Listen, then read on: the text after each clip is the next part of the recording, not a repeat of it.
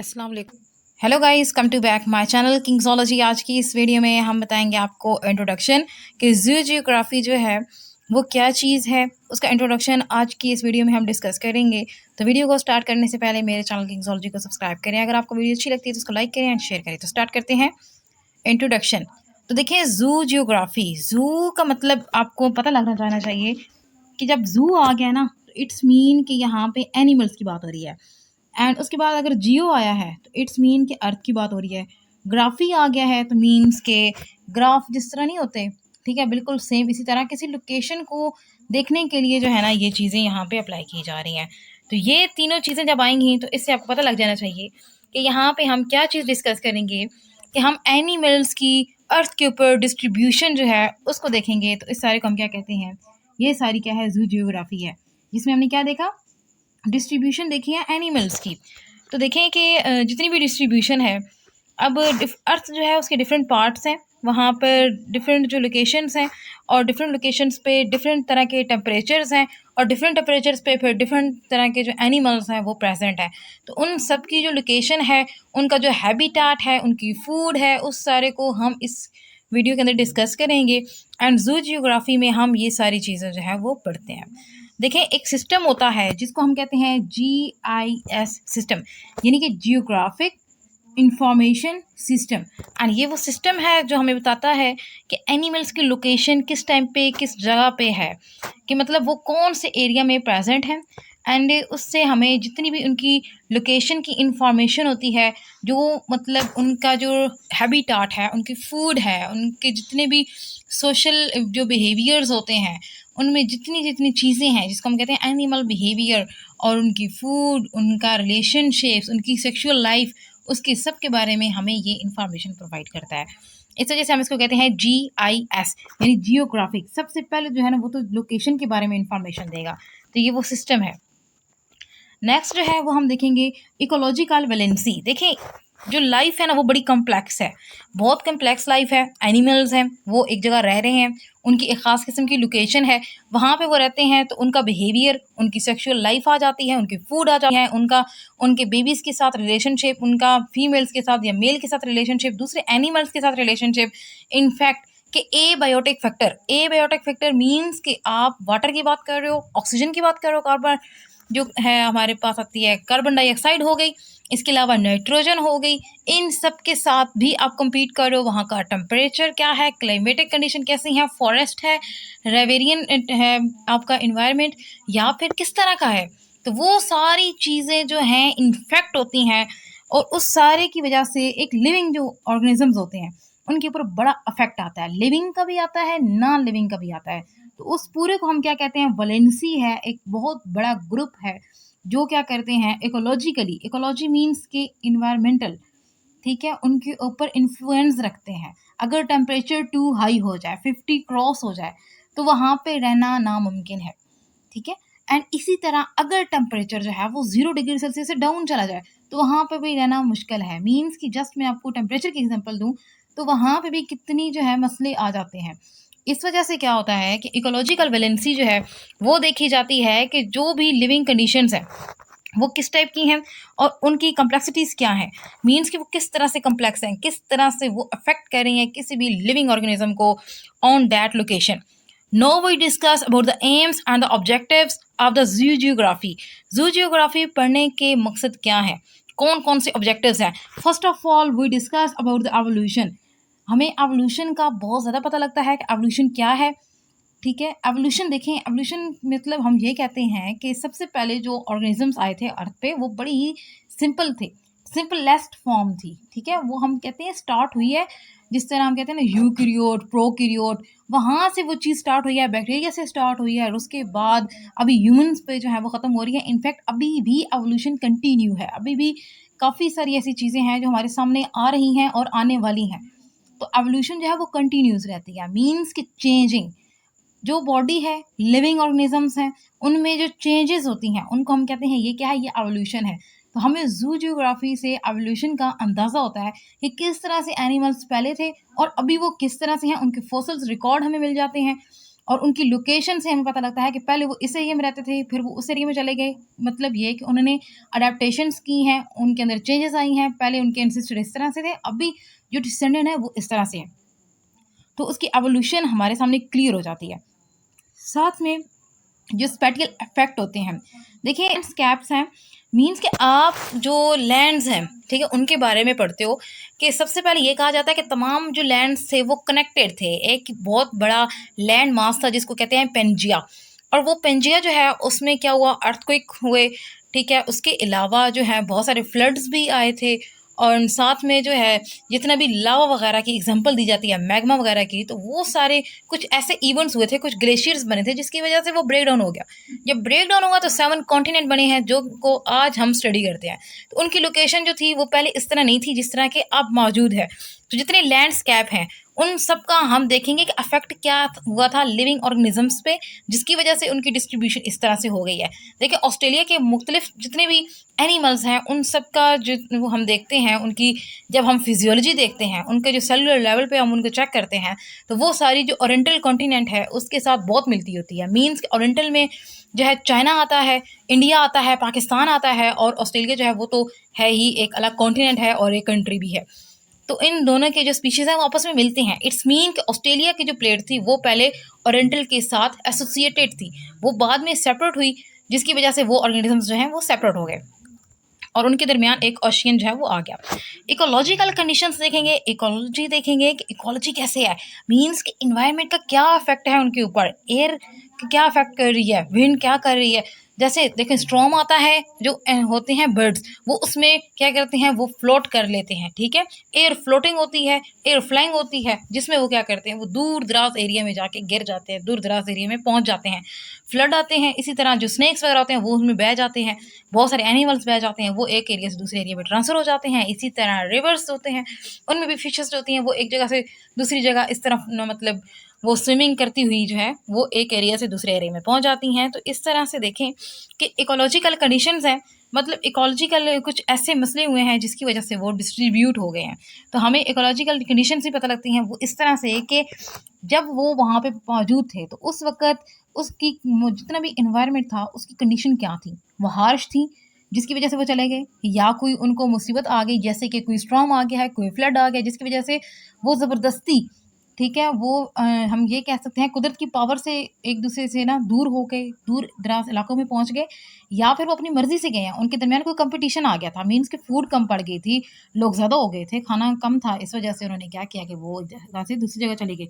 जितनी भी ecological conditions होंगी उन सबको हम डिस्कस कर सकते हैं, उनके बारे में हमें बड़ी इंफॉर्मेशन मिलती है। इसके अलावा जो एक्वाटिक स्पीशीज़ होती हैं उनके हमें बहुत ज़्यादा नॉलेज मिली है, बहुत सारी चीज़ें हमारे सामने आई हैं, बहुत सारी स्पीशीज़ निकली हैं, क्योंकि कुरान पाक में कहा गया है कि जो लाइफ है वो स्टार्ट ही कहाँ से हुई है, वो स्टार्ट हुई है वाटर से। तो वाटर जो है वो ऐसी चीज़ है जिसमें हमें बहुत सारी स्पीशीज़ मिली हैं, और अभी ऐसी स्पीशीज़ हैं जो कि अभी तक हमें मिल ही नहीं रही, क्योंकि आप जानते हो कि जो अर्थ है उसका मेजॉरिटी में जो पार्ट है, ठीक है, वो सारा का सारा वाटर है, वाटर ने कवर किया हुआ है। तो इस वजह से हम कहते हैं कि जितनी भी लाइफ है एज़ कम्पेयर टू लैंड, वो जितने भी इक्वेटिक इन्वायरमेंट है उसमें ज़्यादा है, ठीक है। लेकिन मास जो है, जो लैंड मासेस हैं, जो कॉन्टिनेंट्स हैं, उनके ऊपर जो हम कहते हैं ऑर्गेनिजम्स हैं उन वो कम है, लेकिन वाटर के अंदर बहुत ज़्यादा क्वांटिटी में है। तो यहाँ पे हम एक्वाटिक स्पीशीज़ को स्टडी करने में हमें हेल्प होती है। साथ में क्लाइमेटिक कंडीशंस देख लेते हैं कि उस वक्त क्लाइमेट कैसा था, हॉट था, कोल्ड था, ग्लेशियर्स बने हुए थे, या मैग्मा वगैरह आ रहा था, उस वक्त ऑक्सीजन का कंटेंट कितना था, नाइट्रोजन कितनी थी, जिसकी वजह से मतलब बाकी प्रॉब्लम्स हो रही थी, कार्बन डाइऑक्साइड का कितनी क्वांटिटी थी। जिस तरह के अभी हम ग्लोबल वार्मिंग पढ़ते हैं, ग्रीन हाउस इफेक्ट पढ़ते हैं, तो हम देखते हैं कि यहाँ पे कार्बन डाइऑक्साइड की अमाउंट ज़्यादा हो रही है।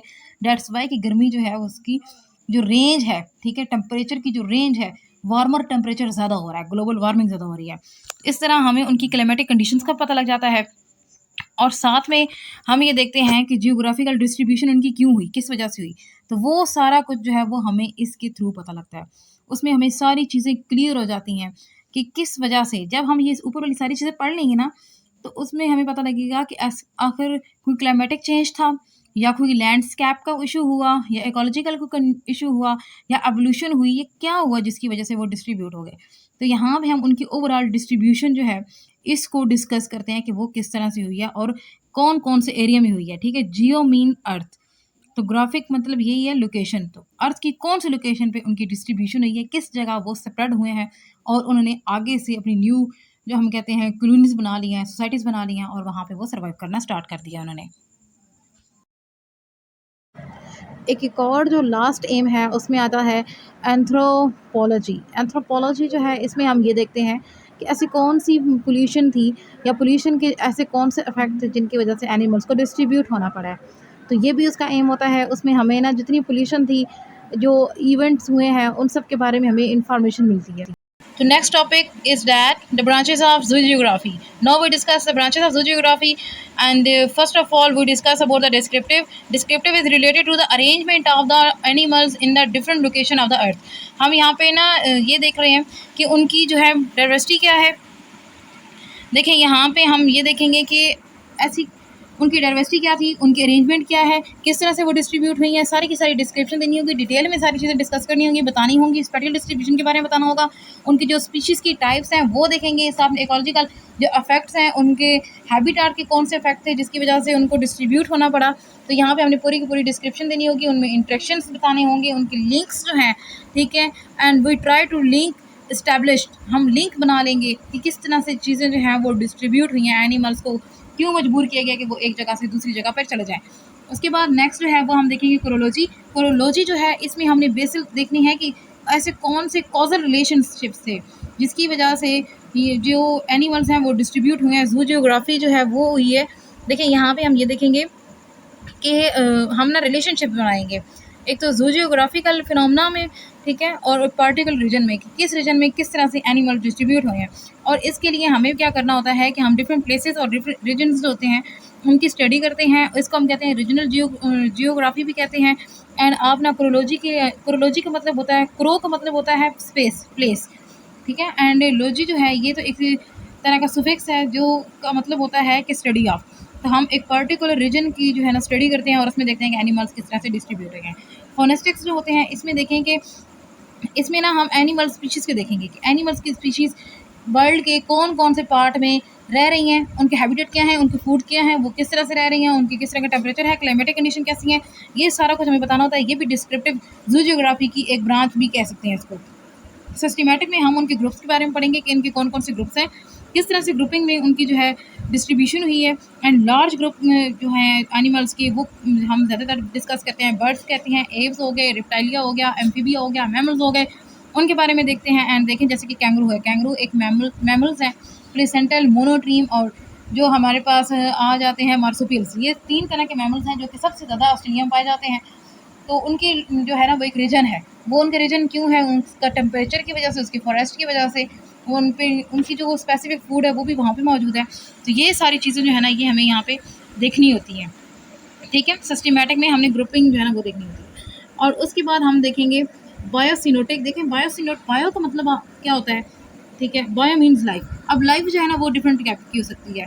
तो लाइफ में हम देखेंगे कि देखें यहाँ पे ना जू भी आएंगे, ठीक है, एनिमल्स की लाइफ भी आ गई, जैसे फोना हो गया, फ्लोरा हो गया एंड माइक्रो हो गया। तो बिल्कुल इसी तरह से हम क्या करेंगे, इसकी डिवीजन कर लेंगे। डिवीजन में हमने ये देखना होगा कि जो है जू सिनोसिस, ठीक है, जू सिनोसिस में हमने एनिमल्स के बारे में देखना होगा। एंड दूसरा जो है वो आ जाएगा हमारे पास फेटोसिनोसिस, मतलब प्लांट्स के बारे में देखेंगे। और माइक्रो बायोसिनोसिस में हम जो माइक्रोबल जितनी भी कम्युनिटीज़ होंगी उन सबको देख लेंगे। एंड यहाँ पे हमने बेसिकल डिस्ट्रीब्यूशन देखनी है और डायनामिक कम्युनिटी देखनी है। मीन्स की कम्युनिटी के अंदर चेंज होगा लेकिन वो डायनामिक होगा, इक्विलिब्रियम होगा, वो हमें इतना ज़्यादा महसूस नहीं होगा। तो उसमें उस वक्त किस तरह से जो है ना वो डिस्ट्रीब्यूशन है, ये सारा कुछ इस टाइप के अंदर हम डिस्कस करते हैं। एंड देखिए यहाँ पे होती है एक बायोसिनेटिक इक्विलिब्रियम आता है। उस लिब्रियम में हमने उनका स्ट्रक्चर, उनकी स्ट्रक्चर देखना होता है, उसके अंदर जो चेंजेस आ रही हैं, जो स्टेबिलिटी है, जो डिस्ट्रीब्यूशन है, वो सारा किस तरह से हो रहा है, ये सारा कुछ हम उसके अंदर डिस्कस करते हैं। नेक्स्ट जो है ना वो हम देखेंगे इकोलॉजिकल। देखिए जो इकोलॉजिकल है इसमें हमने ना जितनी भी इकोलॉजी है उसके बारे में देखना होगा। हम देखते हैं कि इसमें biotic and abiotic environmental factor होते हैं, ठीक है। तो हमने ये देखना होगा कि बायोटिक जो है वो किस तरह से एनिमल्स को अफेक्ट कर रहे हैं। जैसे कि फॉर एग्जांपल अगर कोई प्लांट है लेकिन वो इतना अच्छा नहीं है और वो इस तरह पॉइजनस है, तो अगर एनिमल्स को खाएंगे तो मर जाएंगे। या फिर एनिमल्स के साथ जैसे कि आप ये देख सकते हो कि जैसे प्रीडेटर प्रे रिलेशनशिप आ जाता है। एंड साथ में हम एबायोटिक के साथ फैक्टर देख सकते हैं, जैसे कि टेम्परेचर का चेंज आ रहा है, या फिर ग्लेशियर्स बन रहे हैं अचानक से, या फिर बहुत ज़्यादा टेम्परेचर हाई हो गया है, या पीएच जो है वहाँ पे वो काफ़ी ज़्यादा एक्सीड कर गई है या बहुत ज़्यादा डाउन हो गई है, तो उसमें भी क्या होगा कि ये सारे एनवायरमेंटल फैक्टर्स होते हैं जिसकी वजह से एनिमल्स की जो है ना वो डिस्ट्रीब्यूशन है। तो उस सारे को हम इसके अंदर डिस्कस करते हैं। साथ में हम जो है ना हिस्टोरिकल इसमें देखेंगे, इसमें सारे हमने हिस्ट्री के इवेंट देखने होंगे कि पास्ट में क्या हुआ, किस तरह कोई रीजन जो है वो बना, किस तरह से वो डिस्ट्रीब्यूट होगा और एनिमल्स की डिस्ट्रीब्यूशन कैसे हुई है। मीन्स कि हम यहाँ पे ना पूरी की पूरी जो हिस्ट्री होगी उसको डिस्कस करेंगे। हिस्ट्री में हमने ये देखना होगा कि एनिमल्स का जो ओरिजिन था वो क्या था, फिर हम देखेंगे कि उनकी एक्सटेंशन कैसे हुई, फिर हम देखेंगे उनका डिस्पर्सल कैसे है, किस तरह से वो डिफरेंट टैक्सॉन्स में उनको डिस्पर्स किया गया और उनकी एवोल्यूशन कैसे हुई है, किस तरह से उनकी डिस्ट्रीब्यूशन हुई है। तो ये सारा कुछ जो है ना वो हम इसमें देखते हैं। एंड नेक्स्ट जो है ना वो आ जाता है एक्सपेरिमेंटल। मीन्स कि आप इसमें क्या करते हो, एक्सपेरिमेंटल अप्रोच करते हो और जो वर्टिकल इफेक्ट्स होते हैं, इवेंट्स होते हैं, उनके ऊपर लाइट थ्रो करते हो। मीन्स कि आप यहाँ पे बहुत सारे एक्सपेरिमेंट कर सकते हैं। आप जो है ना एज फाइंड कर सकते हो रॉक्स की, फोसल्स की, उससे आपको अंदाज़ा हो जाएगा कि पास में क्या हुआ था, कौन कौन सी पॉसिबिलिटीज थी, किस तरह से इकोलॉजिकल इफेक्ट्स हुए और जो है ना इकोलॉजिकल वैलेंसी की वजह से क्या हुआ कि एट द एंड जो एनिमल्स हैं वो डिस्ट्रीब्यूट हुए।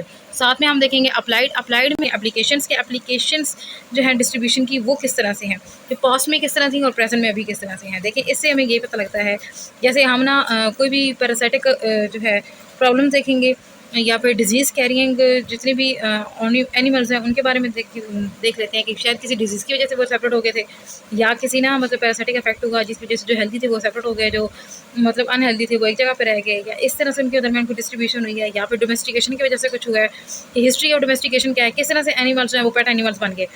ठीक है, और साथ में जो है ना बायोलॉजिकल कंट्रोल हम देखते हैं पेस्ट का वो, एंड मॉस्किटो जो फिश है उसकी डिस्ट्रीब्यूशन किस तरह से हुई है। इसी तरह से हमें इंडिकेटर ऑर्गेनिज्म यूज़ करने होते हैं। वो ऑर्गेनिज्म हमें क्या करते हैं कि जो इन्वायरमेंट होता है उसके बारे में डिटेल देते हैं और उससे हमें ये भी अंदाज़ा हो जाता है कि पास्ट में किस तरह का इन्वायरमेंट था। अब देखेंगे कॉजल, तो देखें कॉजल में हमने देखे नाम इसको कॉजल है, मीन्स काजेज़। तो यहाँ पे ना हम काजेज़ डिस्कस करते हैं कि कौन से काजेज़ है जिसकी वजह से एनिमल्स हैं वो डिस्ट्रीब्यूट हो गए हैं। यहाँ पे आप सारी की सारी ये जो डिस्क्रिप्टिव और इकोलॉजिकल, हिस्टोरिकल, क्रोलॉजी और ये सारा जो फोनेस्टिक हो गया, एक्सपेरिमेंटल हो गया, ये सिस्टमेटिक हो गया, ये बायोसिनोटिक हो गया, ये सारे के सारे आप इसके अंदर यूज़ कर सकते हो क्योंकि आपने काज बताना है कि कौन सा काज था जिसकी वजह से एनिमल्स डिस्ट्रीब्यूट हुए। सो गाइज़ यहाँ पे हमारी वीडियो खत्म होती है। अल्लाह हाफ़िज़, टेक केयर। अगर आपको कोई क्वेश्चन है तो कमेंट बॉक्स में लेके पूछिए।